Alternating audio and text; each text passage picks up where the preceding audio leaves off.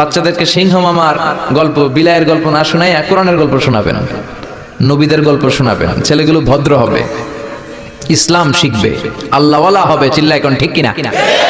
যা দরকার আল্লাহ সব বলে দিলেন আর বললেন বাস, যা বলার সব বলে দিছি, নতুন করে আর কিছু বলবো না, মারামারি করার কোনো সুযোগ নাই। চিল্লা এখন ঠিক কিনা? আমরা এখন ফতুয়া দিতে ব্যস্ত, বলি ও কাফের, ও কাফের, ও 10 কারণে কাফের, ও 20 কারণে কাফের। এই কাফের মরলে তার কবর দেয়া হলে কবরের উপরে যে ঘাস উঠবে মাটিতে, ওই ঘাস যদি কোনো গরু খায়, ওই গরু যে দুধ দিবে, দুধ যে খাবে, ওইটাও কাফের। এরকম উল্টাপাল্টা ফতোয়া আছে না নাই? এগুলো করা যাবে না। কোরআনের পথে আসতে হবে। কোরআন হচ্ছে আমাদের জন্য সমাধান, যা দরকার সব দিলেন। সাগরের অতল গহ্বরে কি আছে, প্রশান্ত মহাসাগরের নিচে কি আছে, পোর্টোরিকোতে কি আছে, আটলান্টিকের মারিয়ানা ট্রেঞ্চে কি আছে, আটলান্টিকের ঝঞ্ঝা বিক্ষুব্ধ সাগর বারমুডা ট্রায়াঙ্গেলের ভেতরে কি আছে, আল্লাহর কোরআনে আছে না নাই? কেমন গুলো তিমি মাছগুলো ঘুরে সাগরের ভেতরে, কি কি খনিজ সম্পদ দিয়েছেন, কি কি পানি দিয়েছেন, কোথায় কোথায় ক্যাকটাস দিয়েছেন। জিওগ্রাফিক্যাল চ্যানেলগুলো লোকজন দেখতে চান, এগুলো দেখবেন। দেখবেন যে সাগরের ভিতরে কত অভূতপূর্ব, কত কিসিমের, কত ডিজাইনের মাছ আল্লাহ বানিয়েছে। একটা মাছের কালারের সাথে আরেকটার মিল নাই, কোনটা সোনালী, কোনটা সবুজ, কোনটা কালো, কোনটা সাদা। আবার এমন মাছ আছে ওই মাছের মধ্যে টাচ করলে ইলেকট্রিক্যাল শক করে। কোন সুবহানাল্লাহ। ওই মাছ আপনি ধরতে পারবেন না, ওই মাছ যদি আপনি ধরেন ইলেকট্রিক্যালি শক করবে, আপনাকে ছেড়ে দিতে হবে। আবার উড়ুক্কু মাছ আছে, উড়ুক্কু মাছ, এটা সাগরের উপর দিয়ে উড়ে, যতক্ষণ মন চায় উড়ে, আবার লাফ দিয়ে পানির ভেতরে ঢুকে। চিল্লায় বলেন আল্লাহু আকবার। আল্লাহ বললেন সাগর জলের অতল গহ্বরের কথা বললাম, পৃথিবীর মধ্যে যা যা আছে, সাগরের কথা, মরুভূমির কথা, পাহাড়ের কথাও বললাম। বড় বড় পাহাড়ের কথাও কোরআনে আছে না নাই? আল্লাহ বললেন ওয়াজআলনাল জিবালা আওতাদা, পাহাড়কে আমি পেরেকের মতো বানিয়েছি। পেরেক যদি কাঠের মধ্যে ঢুকে দেন, পেরেকের বেশিরভাগ চলে যায় কাঠের ভিতরে, সামান্য মাথাটা বাইরে থাকে। ঠিক তেমনি পাহাড় দুনিয়াতে উপরে দেখা যায় যতটুকু, তার 3 ডবল মাটির নিচের পাহাড় থাকে। আমরা জানি না, মাউন্ট এভারেস্ট 29,035 ফিট, কি বিশাল সাগর মাথা, নেপালে অবস্থিত। এই 29,035 ফিট যদি উপরে হয়, তার 3 ডবল পাহাড় আছে মাটির নিচে। চিল্লা এখন আল্লাহু আকবার। দ্য বায়োলজিক্যাল অ্যাসপেক্ট অফ মাউন্টেইনস, কেমন করে আল্লাহ পাহাড় বানালেন। জাবালে আবু কুবাইস আল্লাহ প্রথমে বানালেন, যে পাহাড়ের ভেতরে মক্কার কাবা ঘরের যে হাজারে আসওয়াদ, বন্যার সময় এই পাহাড়ের ভেতরে আল্লাহ লুকিয়ে রেখেছিলেন। এই সিলসিলাতুল জিবাল এখান থেকে শুরু হলো। গোটা বিশ্বের সব জায়গায় আল্লাহ পাহাড় ছড়িয়ে দিলেন, মরুভূমি ছড়িয়ে দিলেন।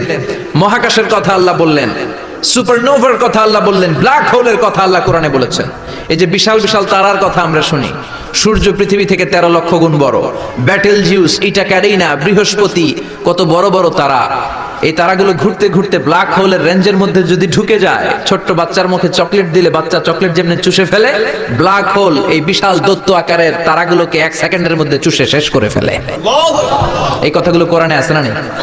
তাহলে সাগরের নিচের কথা বললেন, পৃথিবীর উপরে যা দেখা যায়, বায়োলজিক্যাল অ্যাসপেক্ট অফ মাউন্টেন্স এর কথা বললেন, ডেজার্টের কথা বললেন, সাহারা মরুভূমির কথা বললেন, পাখির কথা বললেন, প্রাণীর কথা বললেন।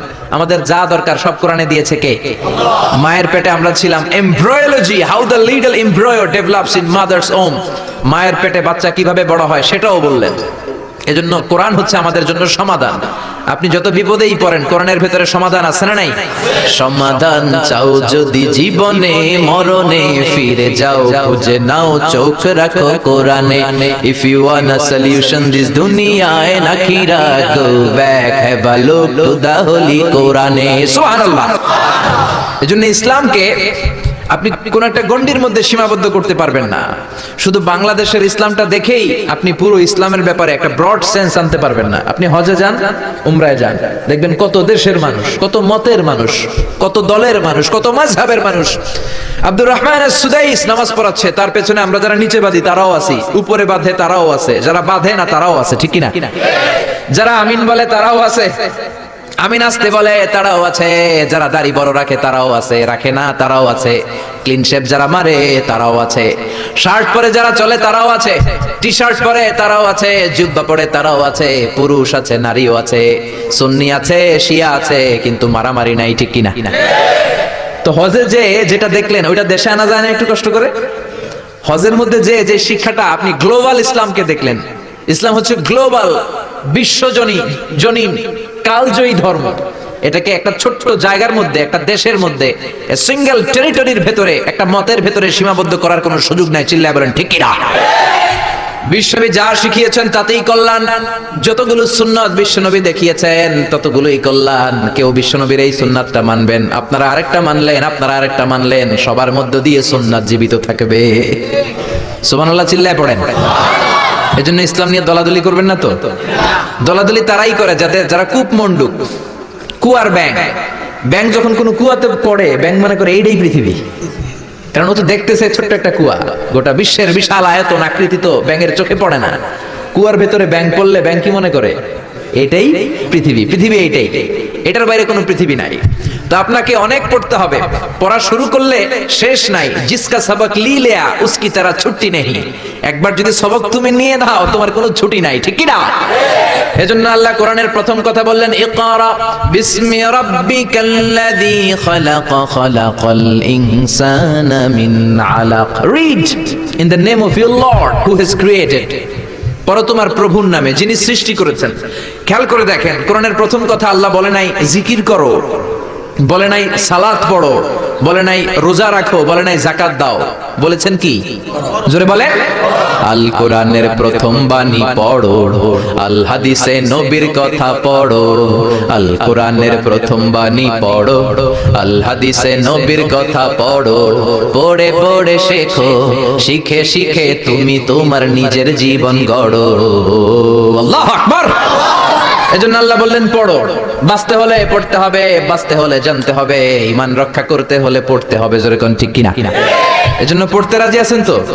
যে বেশি পড়ে সে কথা বলে কম, ঠিক কিনা? তার মধ্যে একটা ভারত্ব আসে, তার সেন্সটা অনেক ব্রড হয়, সে অনেক কিছু চিন্তা করে কথা বলে। আর যে শুধু একটা হাদিস জানে, শুধু এইটা জানে, এইটারে গালি মারে, যে এইটা জানে ও এটারে গালি মারে। কারণ কূপমন্ডু, কুয়ার ব্যাং, ও মনে করে এটাই পৃথিবী, এটার বাইরে আর কিছু নাই। এরকম কপাল পড়া ডাকাইত আছে না নাই? এদের সাথে ইসলামের কোনো সম্পর্ক। ইসলাম হচ্ছে ব্রড, আপনাকে পড়তে হবে। প্রতিদিন একটা করে হলেও হাদিস পড়বেন, প্রতিদিন একটা করে হলেও কোরআনের বঙ্গানুবাদ পড়বেন। রাজি আছেন তো? রাজি আছেন? রাজি আছেন? রাজি আছেন? আপনি যদি না পড়েন আপনি বাঁচতে পারবেন না।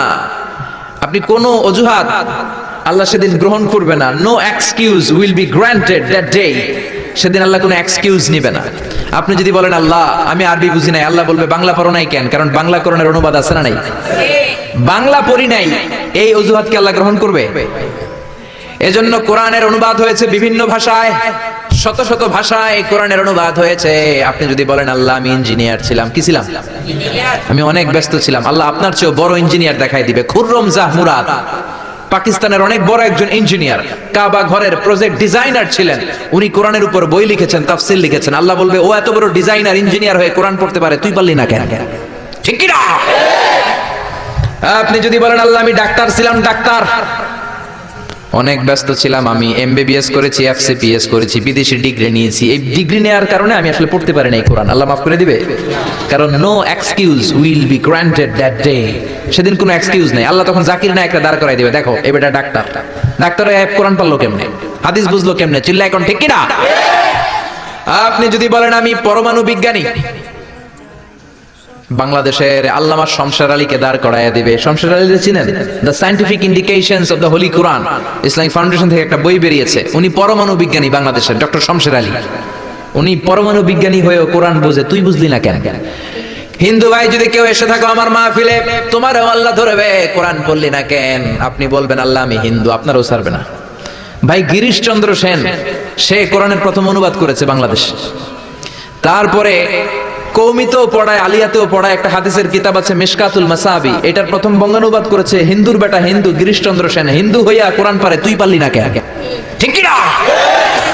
এজন্য কোনো অজুহাত আল্লাহ নিবে না। কোরআন জানতেই হবে, কোরআন মানতেই হবে, কোরআন আপনাকে বুঝতেই হবে।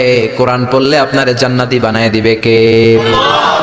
আল্লাহ আমাদেরকে বোঝার তৌফিক দান করুক। আমিন। আজকে সভাপতি মাওলানা মোহাম্মদ নুরুল ইসলাম, সাবেক খতিব, নাগাইশ কেন্দ্রীয় ঈদগাহ, অসুস্থ। আচ্ছা, আল্লাহ ওনাকে সুস্থ করে দেখ।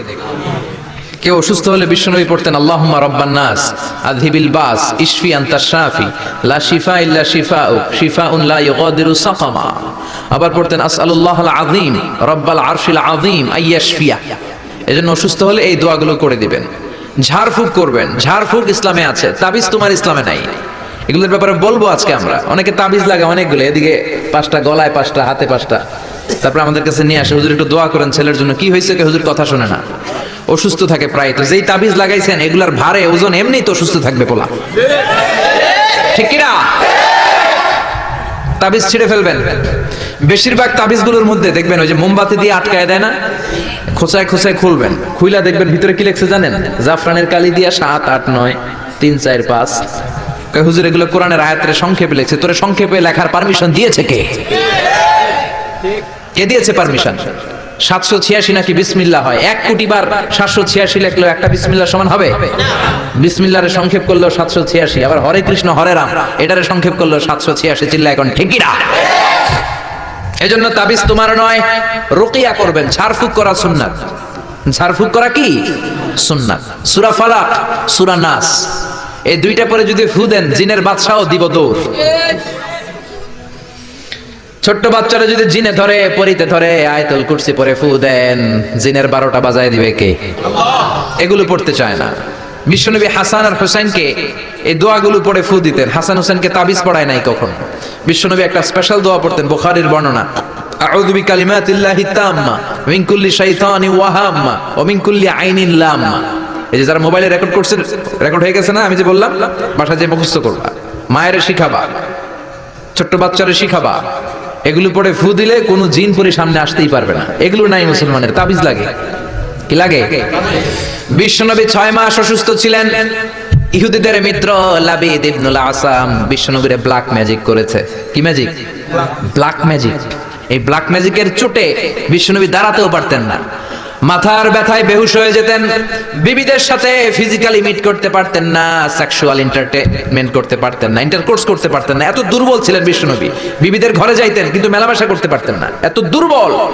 যেই নবীর এক হাতের মধ্যে জান্নাতি 40 জনের শক্তি দিয়েছে কে? আল্লাহ। ওই নবী ব্ল্যাক ম্যাজিকের পাওয়ারে দুর্বল হয়ে যায়, তারপরেও বিশ্বনবী একদিনও তাবিজ পড়েন নাই। পড়ছে? বিশ্বনবী 4 মাস, কোন বর্ণনায় 6 মাস লাবিদ ইবনুল আসাম ইহুদি মিত্র এই বেয়াদবটার ব্ল্যাক ম্যাজিকের কারণে অসুস্থ ছিলেন।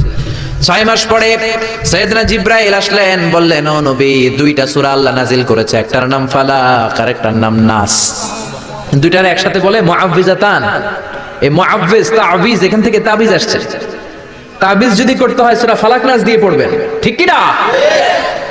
ও নবী, চলেন আপনারে কোথায় ব্ল্যাক ম্যাজিক করিয়েছে দেখাই। সাইয়েদনা আবু বকর, সাইয়েদনা ওমরকে নিয়ে, বিশ্বনবীকে নিয়ে জিবরাইল চলে গেলেন একটা কুয়ার কাছে। কুয়ার নিচে দেখলেন একটা চিরুনি, চিরুনির মধ্যে বিশ্বনবীর 11টা চুল দিয়ে গিট দেওয়া। সূরা ফালাক আর সূরা নাসে আয়াতও আছে 11টা। নাজিল হলো কুল আউযু বিরাব্বিল ফালাক মিন শাররি মা খালাক। একটা একটা আয়াত সাইয়েদনা জিবরাইল নাজিল করেন, একটা একটা গিরা খুলতে থাকেন আর বিশ্বনবীকে সুস্থ করে দিতে থাকেন কে? আল্লাহ। 11টা আয়াত পড়া শেষ, 11টা গিট খোলা শেষ, চিরুনি থেকে বিশ্বনবী সুস্থ। এত সুস্থতার মধ্যে বিশ্বনবী তাবিজ ঝুলাই নাই। আর আমরা কিছু হইলে তাবিজ আছে না নাই? এজন্য খবরদার এগুলো করবেন না। ঝাড়ফুঁক করবেন। অসুস্থ হলে, ব্যথা বেদনা হলে শিঙ্গা লাগাবেন।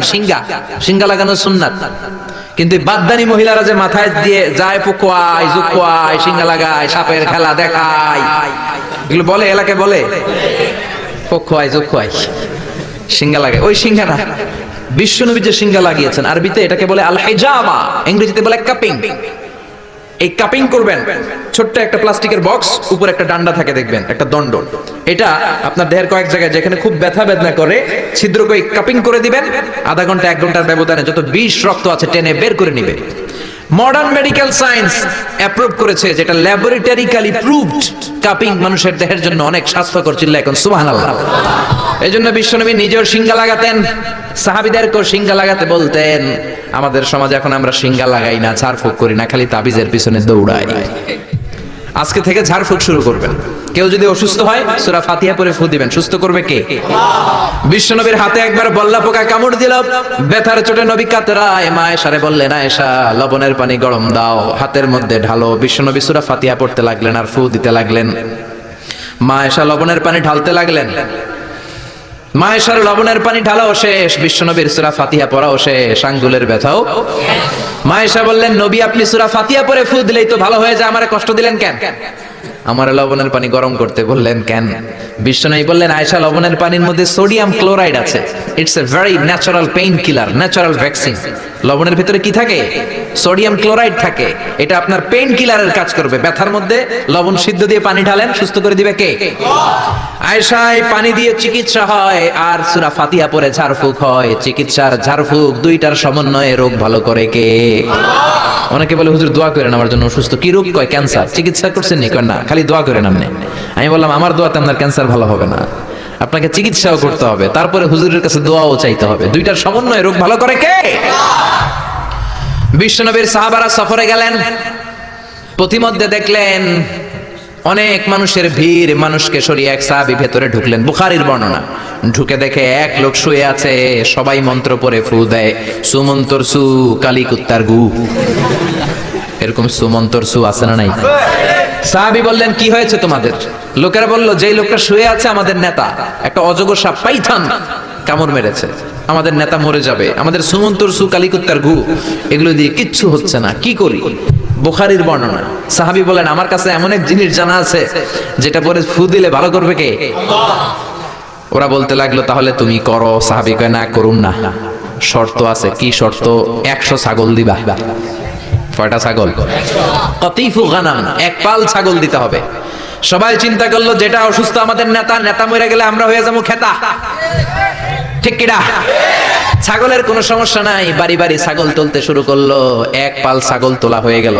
এবার সাহাবীরা ডেকে বলে, যাও ঝাড়ফুঁক করো। বিশ্বনবীর সাহাবী ওযু করে জিজ্ঞেস করলো, কোন জায়গায় কামড় দিয়েছে? পায়ের এই জায়গায় কামড় দিয়েছে। বিশ্বনবীর সাহাবী একবার সূরা ফাতিহা পড়ে ফু দিলেন, বন্ধ চক্ষুটা মুহূর্তের মধ্যে খুলে যায়। আবার ফু দেওয়ার পরে শোয়া থেকে বসে যায়। তৃতীয়বার ফু দেওয়ার পরে দাঁড়াইয়া হাঁটতে শুরু করছে। আল্লাহু আকবার! সব তো টাসকি খেয়ে গেছে। সাহাবা কয়, টাসকি পরে খাইও, আগে ছাগল দাও। 100 ছাগল নিয়ে বাপের বেটার মতো মদিনায় ফিরে আসতেছে। মাঝ পথে সাহাবাদের পেটে প্রচন্ড ক্ষুধা, কয়েকটা ছাগল জবাই করেও খাইছে গোশত। এখন চিন্তা করলো, হায় রে, কোরআন বেচা যে ছাগল লইলাম, এটা জায়েজ হয়েছে কিনা খাওয়াটা? বিশ্বনবীর মাসালা জিজ্ঞেস করার দরকার আছে না নাই? মদিনায় যে বিশ্বনবীর দরবারে হাজির, সালাম দেয়, ও নবী, সফর থেকে এসেছি, এমন এমন ঘটনা, 100 ছাগল এনেছি, ফাতিহা দিয়ে ঝাড়ফুঁক করেছি, জায়েজ হয়েছে কিনা বলেন। ছাগলের গোশত সবার পেটে ঢুকে গেছে আমাদের, এখন মাসালা দেন তাড়াতাড়ি। বিশ্বনবী বললেন, জায়েজ হয়েছে মানে কোরআনের দাম বাড়ায় আসছো মিয়া, ছাগলের গোশত কিছু থাকলে আমার ঘরেও দিও। আল্লাহু আকবার! এজন্য ঝাড়ফুঁক আছে যেখানে আমরা আছি, কিন্তু সেই ঝাড়ফুঁক হইতে হবে কোরআন দিয়ে। কি দিয়ে? নাকি সুমন্তর সু? মনে থাকবে, মনে থাকবে। আল্লাহ সহি সমঝ দান করুক, পড়ি আমিন। এবার আমরা সরাসরি কোরআন থেকে শুনবো। আমি শুরুতে সূরা লোকমান থেকে একটা আয়াত তেলাওয়াত করেছি। এই সূরা লোকমানের আলোকে কিছু কথা আপনাদের সাথে শেয়ার করব। পড়েন ইনশাআল্লাহ, আরো জোরে ইনশাআল্লাহ। সূরা লোকমান কোরআনের 21 পারার সূরা, 31 নম্বর সূরা। আয়াত আছে 34টা, রুকু আছে 4টা। আমরা দ্বিতীয় রুকু থেকে কথা শুনবো। সূরাটা মাদানী নয়, সূরাটা মাক্কি। সূরাটা কি? মানে হিজরতের আগে অবতীর্ণ হয়েছে। কোরআনে ব্যক্তির নামে মোট 8 সূরা। কয় সূরা? সবাই বলেন না। 8টা সূরা ব্যক্তির নামে। এর মধ্যে 6টা হচ্ছে নবীর নামে, 2টা ওলির নামে। 6টা নবীর নামে। এক হচ্ছে সূরা ইউনুস, সূরা ইউসুফ, সূরা হুদ, সূরা নূহ, সূরা মুহাম্মদ, সূরা ইব্রাহিম। এই 6টা কাদের নামে? নবীর নামে। আর 2টা ওলির নামে। একটা হলো মহিলা ওলি আর একটা পুরুষ ওলি। মহিলা ওলি হচ্ছে মারইয়াম, ঈসা আলাইহিস সালামের মা। ওনার নামে একটা সূরা আছে না নাই? কাফ হা ইয়া আইন সাদ আছে না নাই? আর একটা হচ্ছে পুরুষ ওলি, তিনি হচ্ছেন লোকমান আলাইহিস সালাম। কোন সুবহানাল্লাহ। লোকমান আল হাকিম, আল্লাহ ওনাকে অনেক জ্ঞান দিয়েছেন, অনেক প্রজ্ঞা দিয়েছেন, অনেক মেধা দিয়েছেন, অনেক বুদ্ধিমত্তা দিয়েছেন। উনি ওনার ছেলেকে 10টা উপদেশ দিয়েছেন। এই উপদেশ বাণীগুলো আল্লাহর কাছে এত ভালো লেগেছে, আল্লাহ সরাসরি কোরআনের মধ্যে উপদেশগুলো তুলে ধরেছে। সুবহানাল্লাহ। বাড়িতে যেয়ে বলেন প্রজ্ঞার মোড়কে সুসজ্জিত 10টা উপদেশ বাণী, মহামূল্যবান উপদেশ বাণী। এখানে বাবা যারা এসেছে, ছোটবেলা থেকে এই ছেলের জন্য 10টা উপদেশ দিলেন। দুনিয়ার সব বাবাদের উচিত ছেলেদেরকে এই উপদেশ দেয়া। দিতে রাজি আছেন? রাজি আছেন? রাজি আছেন? এই লোকমান ছিল একজন কৃতদাস। লোকমান ছিল একজন নিগ্রো লোক, কুচকুচে কালো, ঠোঁটগুলো পুরো, হাতগুলো লম্বা, কুচকুচে কালো। নিগ্রো মানুষ আপনারা দেখেছেন কি? যারা হজে গিয়েছেন নিশ্চয়ই দেখেছেন, দেশের বাইরে যারা ভিজিট করেছেন দেখেছেন। আমি প্রথম দেখেছি মিশরে, কুচকুচে কালো মানুষ, এর আগে দেখি নাই, লম্বা লম্বা মানুষ। 2008-এ যখন গেলাম মিশরে, মাগরিবের নামাজ পড়লাম, নামাজ পড়ে সালাম ফিরাই দেখি ডান দিকে মুনকার, বাম দিকে নাকির, মানে কালো কালো লোক। জীবনও এরকম দেখি নাই আমি। 104 দেশের ছাত্র একসাথে পড়তাম ওইখানে। প্রথম ওয়ালাদ্দাল্লিন সবাই কয় আমিন, আওয়াজ করে আমিন, অনেকে দিছে দৌড়। নতুন যারা বাংলাদেশে আওয়াজ শুনে ভয় পেয়ে গেছে, কি করবে না করবে। নতুন আমল যদি কেউ দেখে অনেকের মধ্যে এই অবস্থা ঘটে, ঠিক কিনা? কুচকুচে কালো মানুষ প্রথমে দেখলাম। এরকম কুচকুচে কালো ছিল সাইয়েদনা লোকমান আলাইহিস সালাম। দেখেন, কালো হওয়ার পরেও, একজন কৃতদাস গোলাম হওয়ার পরেও তার কথাগুলো কোরআনে দিয়েছে কে? তার মানে ইসলামে কালো সাদায় কোনো পার্থক্য নাই, ধনী গরিবে পার্থক্য নাই, লম্বা খাটোতে পার্থক্য নাই। পার্থক্য হলো তাকওয়ায়। যার কলিজায় তাকওয়া বেশি সেই আল্লাহর কাছে সেরা, ঠিক কিনা? কিয়ামতের দিন কি প্রধানমন্ত্রীর জন্য আলাদা লাইন, প্রেসিডেন্টের জন্য, এমপির জন্য? কিয়ামতের দিন লাইন দুইটা। কয়টা? আসহাবুল ইয়ামিন, আসহাবুশ শিমাল। একটা হবে ডানপন্থী আর একটা বামপন্থী। ডানপন্থীদের হাতের মধ্যে থাকবে লা ইলাহার পতাকা, আলিল্লাহি তাকবীর, আল্লাহু আকবার। আর বামপন্থীদের ওইখানে কিল ঘুষি আছে না নাই? দল দুইটা। ওই দিন হবে আসল খেলা, ফাইনাল খেলা, ঠিক কিনা?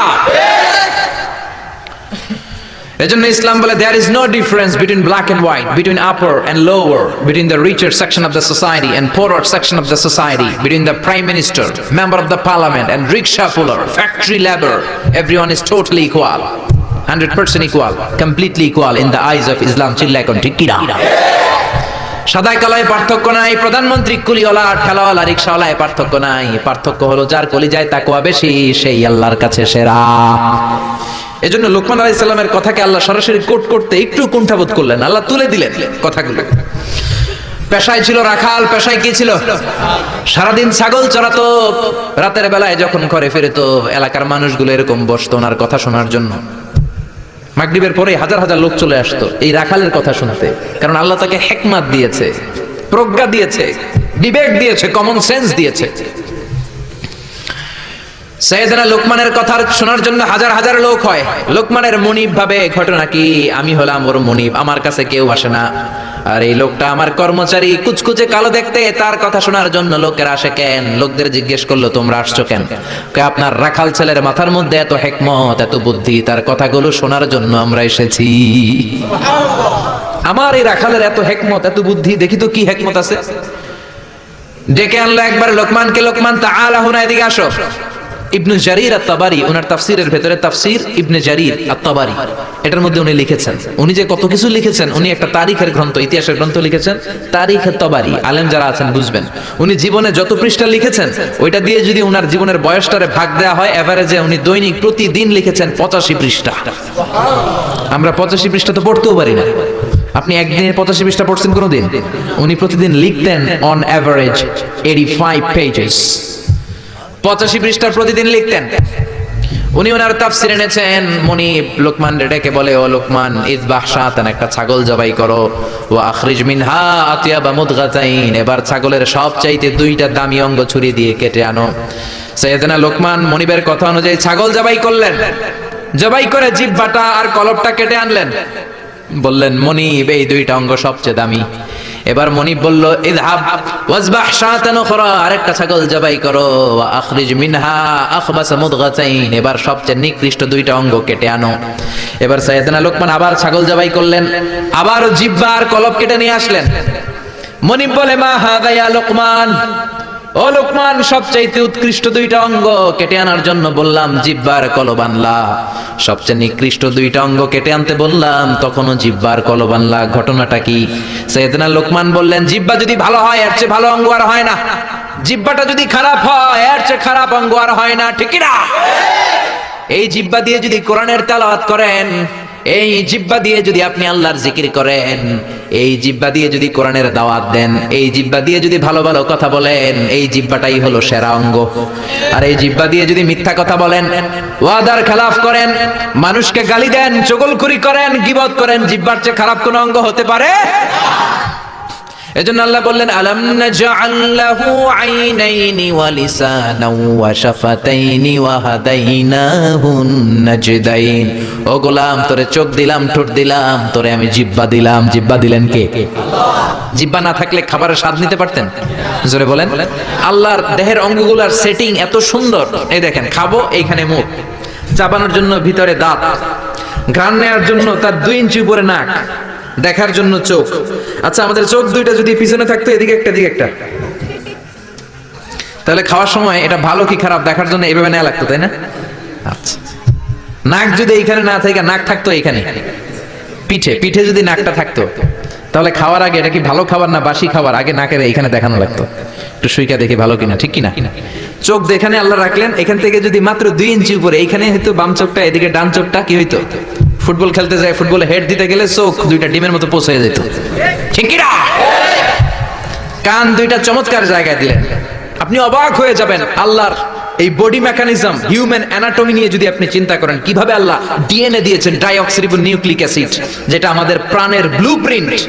কোটি কোটি ডিএনএ, আমার দাদা, আমার পরদাদা, আমার 14 দাদা, কে কোন ধরনের বৈশিষ্ট্য, ক্যারেক্টারিস্টিক্স, কোয়ালিটি নিয়ে এসেছে, সব ডিএনএ এর মধ্যে আল্লাহ দিয়ে দিয়েছেন। একজনের ডিএনএ এর সাথে আরেকজনের ডিএনএ এর কোনো মিল নাই, কোন সুবহানাল্লাহ। এমন ভাবে সেটিং করেছেন যেটা যেখানে দরকার। খেয়াল করে শুনেন, এই যে কানটা, এই কানটা যদি আল্লাহ এই বগলের নিচে দিত, আর এই ডান কানটা যদি এই বগলের নিচে দিত, আজকে আমার ওয়াজ শোনা লাগতো এইভাবে, ঠিক কিনা? কারণ এইভাবে যদি কান চাপা পড়ে থাকে, কথা শোনা যাবে? সুবহানাল্লাহ কইতে পারলেন না? এজন্য আল্লাহ বললেন আলাম নাজআল লাহু আইনাইনি ওয়া লিসানাও ওয়া শাফাতাইনি ওয়া হাদাইনাহুন নাজদাইন। তোরে জিহ্বা দিলাম, জিহ্বা দিয়ে স্বাদ নেয়ার সুযোগ দিলাম। আমাদের এই যে জিহ্বা, নরম নরম টিস্যু দিয়ে আল্লাহ জিহ্বাটারে বানিয়েছেন। এই জিহ্বার পার স্কয়ার সেন্টিমিটারে টেস্ট বার্ড আছে 84টা। সেই হিসাবে আমাদের পুরো জিহ্বা দিয়ে আমরা কয়েক হাজার ধরনের খাদ্যের স্বাদ আস্বাদন করতে পারি, কোন সুবহানাল্লাহ। এত নরম অঙ্গ দেহের আর দ্বিতীয়টা নাই। একটা চুল যদি জিহ্বার মধ্যে পড়ে যায়, সেটাও টের পাওয়া যায়, জোরে কোন ঠিক কিনা? এজন্য রব্বুল আলামিন সাইয়েদনা মুসারে ডেকে বললেন, ও মুসা, তোর মেজাজ দিয়েছি গরম, কিন্তু জিহ্বা দিয়েছি নরম। ফেরাউনের কাছে যখন দাওয়াত নিয়ে যাবা, গরম মেজাজটা নিয়ে যেও না, নরম জিহ্বাটা দিয়ে নরম নরম ভাষায় দাওয়াত দিবা। ফাকুলা লাহু কওলান লাইনান লাআল্লাহু ইয়াতাযাক্কারু আও ইয়াখশা। ও মুসা, তুমি আর তোমার ভাই হারুন ফেরাউনের কাছে যখন যাবা, মেজাজ গরম দেখায় না, মেজাজ দিছি গরম, কিন্তু জিহ্বা দিছি নরম। নরম জিহ্বা দিয়ে নরম ভাষায় দাওয়াত দিবা, হয়তো ফেরাউনের কপালে খুলে যেতে পারে, ঠিক কি না? এজন্য লোকমান জিহ্বা কেটে এনে বলল, জিহ্বাটা সবচেয়ে ভালো আবার সবচেয়ে খারাপ। কলব কেটে এনে বলল, কলবটা সবচেয়ে ভালো সবচেয়ে খারাপ। কলবে যদি আপনি আল্লাহরে বসান, এই কলবের ভেতরে যদি আল্লাহরে জিকিরে বসান, এই কলবের মধ্যে যদি সবার জন্য ভালোবাসা থাকে, peace for all, love for all, no hatred for anyone, no jealous for anyone, কারোর জন্য ঘৃণা থাকবে না অন্তরে, সবার জন্য ভালোবাসা আছে না নাই? এই অন্তরে যদি সবার জন্য ভালোবাসা পুষে রাখেন, আল্লাহর জিকির দিয়ে যদি অন্তরটারে সমৃদ্ধ করেন, কলবের চাইতে দামি কোনো অঙ্গ আছে নাকি? এজন্য আল্লাহ বললেন, আলা বিযিকিরিল্লাহি তাতমাইন্নুল কুলুব। দুনিয়ার কোন জিনিস দিয়ে কলব ঠান্ডা হয় না একমাত্র জিকির ছাড়া। লা ইলাহা লা ইলাহা ইল্লাল্লাহু মুহাম্মাদুর রাসূলুল্লাহ সাল্লাল্লাহু। এইজন্য এই কলবে জিকির করতে হবে, কলবের মধ্যে আল্লাহকে স্থান দিতে হবে। কলব পরিষ্কার হয় জিকির দিয়া। অনেকে বলে আমরা জিকির করি না, কলবে আয়না বসাই। কি বসাই? আয়না বসাইয়া দে মোর কলবের ভিতর বাবারে। আছে না নাই? আসলে আয়না আছে নাকি কলবে? বাবার কলবেই নাই, তোমার কলবে থাকবে কেমনে? আয়না টায়না কিছু না, কলবের ভেতরে জিকির থাকবে কার? লোকমান বলল, সবচেয়ে দামি অঙ্গ জিহ্বা, সবচেয়ে নিকৃষ্ট অঙ্গ জিহ্বা, সবচেয়ে দামি অঙ্গ কলব, সবচেয়ে নিকৃষ্ট অঙ্গ কলব। মনিব তো বলে, তাই তো, লোকমানের তো আসলেই অনেক জ্ঞান। মনিব বলে, যা লোকমান, আর আমার রাখালগিরি করার দরকার নাই, তোরে আমি আজাদ করে দিলাম। দিন রাত, সারাদিন সারাক্ষণ মানুষকে তোর জ্ঞান বিলিয়ে বিলিয়ে মানুষকে তুই আলোকিত করে দে। সুবহানাল্লাহ। বাড়িতে যে বললেন। এজন্য আল্লাহ বললেন ওয়ালাকাদ আতাইনা লুকমানাল হিকমাতা আনিশকুর লিল্লাহ ওয়া মান ইয়াশকুর ফাইন্নামা ইয়াশকুরু লিনাফসিহি ওয়া মান কাফারা ফাইন্নাল্লাহা গনিয়্যুন হামিদ। পড়েন সুবহানাল্লাহ। আল্লাহ বললেন আমি লোকমানরে হিকমত দিয়েছি। কি দিয়েছি? কথা বলেন। হিকমত শব্দটার সাথে আপনারা পরিচিত না? আমরা কিন্তু বলি এই কথা বলার সময় হিকমত খাটায় বলবি, বলি না। হিকমত হলো কেমন করে কথা বলতে হয়, কিভাবে বলতে হয়, কোন জায়গায় কোনটা বলতে হয়, এটার নাম হলো হিকমত। নলেজ আর common sense is equal to wisdom. প্রজ্ঞা, হিকমতের বাংলা হচ্ছে প্রজ্ঞা, ইংরেজি হচ্ছে উইজডম। আপনার যে জ্ঞান আছে, জ্ঞানের সাথে যদি কমন সেন্সটারে কাজে লাগান, ওইটাই প্রজ্ঞা, তখনই আপনি ওয়াইজ ম্যান হয়ে যাবেন, ঠিক না? আপনার জ্ঞান আছে নামাজ পড়া ফরজ, নামাজ পড়লে জান্নাতি হওয়া যায়, এটা কিন্তু হিকমত না, এটা হলো জ্ঞান, নলেজ। এবার কেমন করে রুকু করবেন, কেমন করে সিজদা করবেন, কেমন করে নামাজ পড়বেন, এটা জানার নাম হলো হিকমত। তার মানে জ্ঞানকে প্রয়োগ করার কৌশল হচ্ছে হিকমত। জ্ঞান প্রয়োগের বাস্তব কলা কৌশল, মেকানিজম জানার নাম হচ্ছে হিকমত। এই জন্য যারা কোরআনের দাওয়াত দেয়, যারা মুফাসসিরে কোরআন, যারা খতিব, যারা ইমাম সাহেব, আল্লাহ তাদেরকে বললেন দাওয়াত দেওয়ার সময় হিকমতের সাথে দিবা। উদউ ইলা সাবিলি রাব্বিকা বিল হিকমাতি ওয়াল মাউইযাতিল হাসানাতি ওয়াজাদিলহুম বিল্লাতী হিয়া আহসান। উদউ ইলা সাবিলি রাব্বিকা, আল্লাহর রাস্তায় দাওয়াত দাও। কিভাবে দিবা? বিল হিকমা, হিকমতের সাথে দিবা। হিকমত আল্লাহ সবারে দেয় না। ইউতিল হিকমাতা মান ইয়াশা ওয়া মান ইউতাল হিকমাতা ফাকাদ উতিয়া খায়রান কাসীরা। আল্লাহ হিকমত দেন কিন্তু সবাইরে নয়, যারে দেন তার কপাল রে উজালা করে দেন। হিকমতের আরেক অর্থ সুন্নাহ। বিশ্বনবী ইউআল্লিমুহুমুল কিতাব ওয়াল হিকমা, কিতাব শিখাবে আর বিশ্বনবীর সুন্নাত শিখাবে। এই সব হিকমত আল্লাহ লোকমানকে দিয়েছেন। এজন্য রব্বুল আলামিন আমাদেরকেও হিকমত দেখ, আমরা চাই কি চাই না? চাই কি চাই না? সবাই পড়েন আল্লাহুম্মা উরযুকনা আল হিকমা। ও আল্লাহ, আপনি আমাদেরকে হিকমত দেন। পড়েন আমিন। আমি লোকমানকে হিকমত দিয়েছি আর বলেছি আনিশকুর লিল্লাহি ওয়া মান ইয়াশকুরু ফাইন্নামা ইয়াশকুরু লিনাফসি। হিকমত দিয়ে আমি লোকমান রে বললাম, ও লোকমান, আনিশকুর লিল্লাহ, শুকরিয়া করবা কার? জোরে বলেন কার? আল্লাহর শুকরিয়া করবা, কারণ শুকরিয়া করলে নেয়ামত বাড়ায় দেয় কে? শুকরিয়া না করলে নেয়ামত কেড়ে নেয় কে? লা ইন শাকারতুম লা আযীদান্নাকুম ওয়া লা ইন কাফারতুম ইন্না আযাবি লাশাদীদ। ও বান্দা, যদি আমার নেয়ামতের শুকরিয়া করো, এই যে ভাত খাও, এই যে মাছ খাও, গোশত খাও, এই যে বাতাস, নাক দিয়ে বাতাস নাও, এই যে প্রাণ ভরে তুমি পানি খাও, এই যে আমি নেয়ামত দিয়েছি, নেয়ামত গুলোর শুকরিয়া যদি করো, নেয়ামত বাড়ায় দিবে কে? আর যদি না শুকরি করো, জেনে রেখো আমার আযাব বড় কঠিন। ইন্না বাতশা রাব্বিকা লাশাদীদ। আমার পাকড়াও বড় কঠিন। আমি আল্লাহ সব সময় ধরি না, কিন্তু যখন ধরি তখন ধরে ধরে ধরে না ধরলে আল্লাহ, জোরে বলেন, ধরে ধরে ধরে না ধরলে আল্লাহ। সব সময় ধরি না, কিন্তু ধরলে সারি না। ফেরাউন রে ধরে না কিন্তু যখন ধরছে তখন আর। নমরুদ রে ধরে না কিন্তু যখন ধরছে মশার কামড় দিয়ে দুনিয়া থেকে শেষ। ফেরাউনকে সাগরের মধ্যে সুবানি খাওয়াইছে কে? আব্রাহার বাহিনীকে আবাবিল দিয়ে ধ্বংস করলো কে? আবারে কাবা ভাঙতে এলে পাঠাও আবাবিল,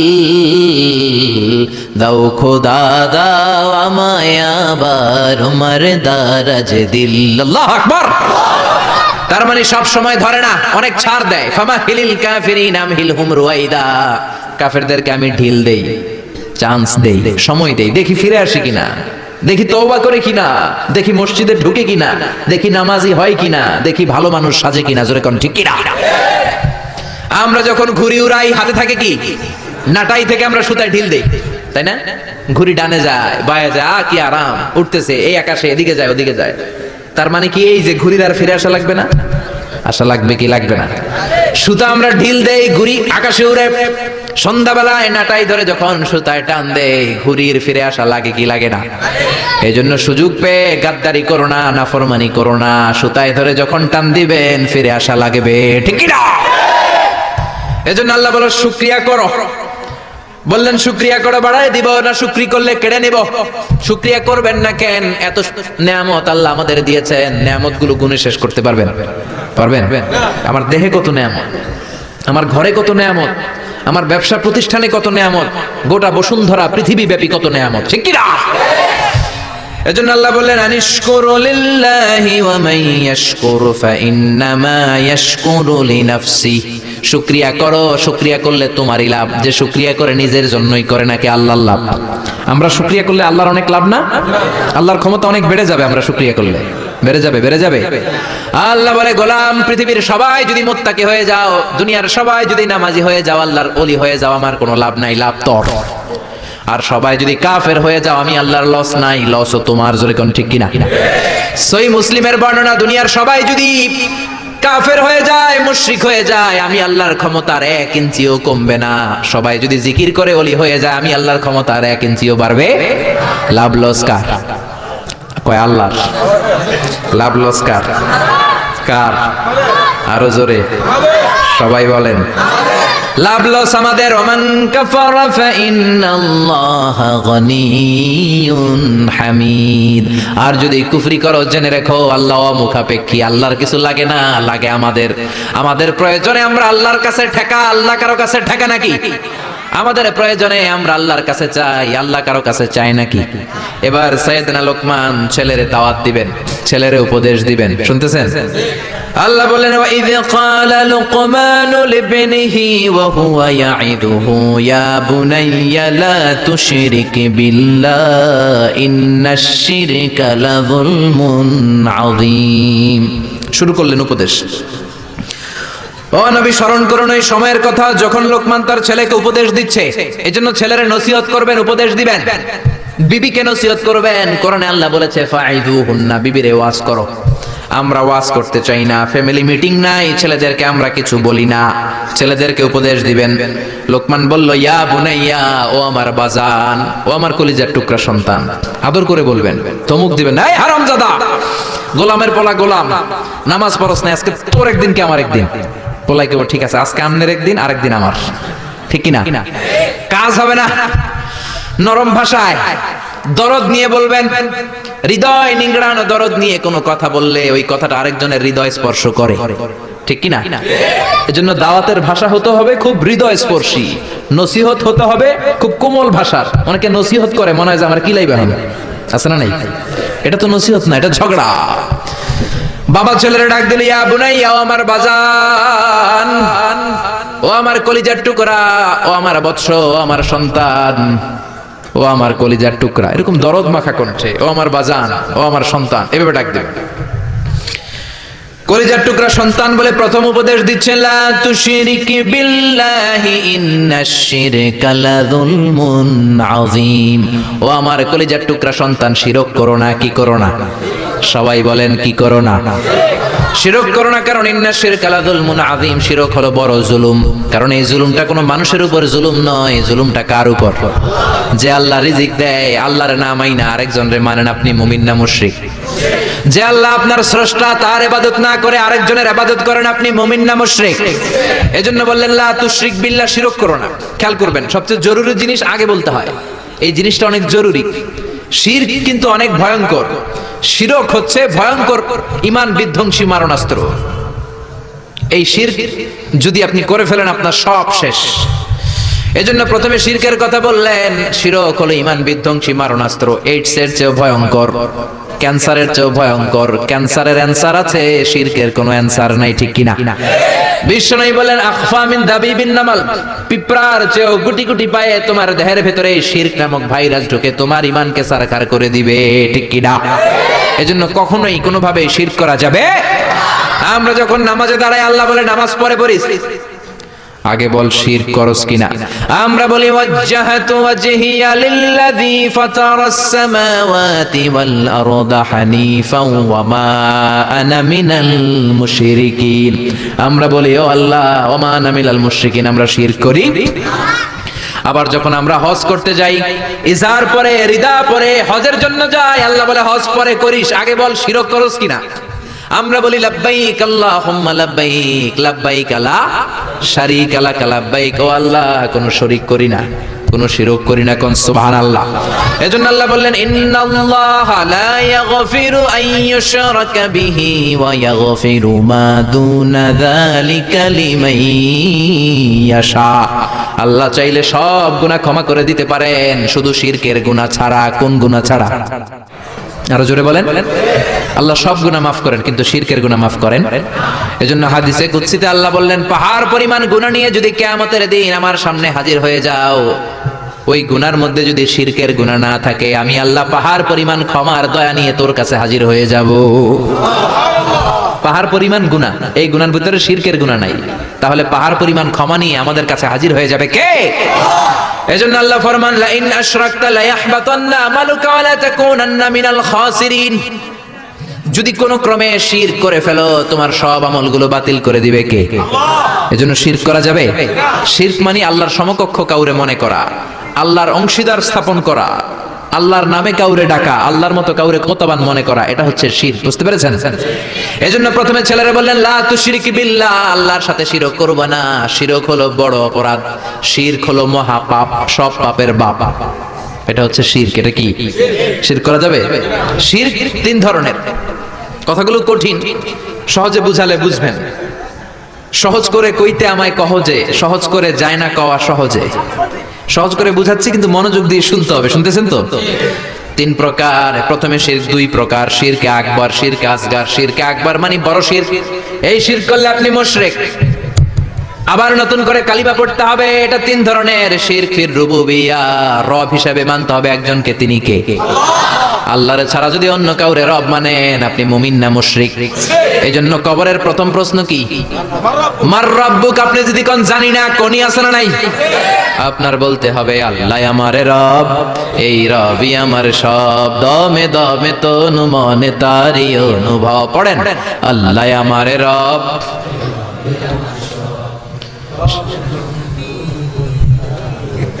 আর শিরকু ফির রুবুবিয়্যাহ, রবের নামে যদি শিরক করেন, ফেরাউন বলেছিল আনা রব্বুকুমুল আ'লা, আমি বড় রব, আমি বড় খোদা। আল্লাহ কয় তুই হুদা। এজন্য সাগরের মধ্যে চুবাইছে কে? এজন্য আল্লাহ ছাড়া কাউরে কোনোদিন রব মানা যাবে। দুই নাম্বার শিরকু ফিল উবুদিয়্যাহ, ইবাদত হবে একজনের। তিনি কে?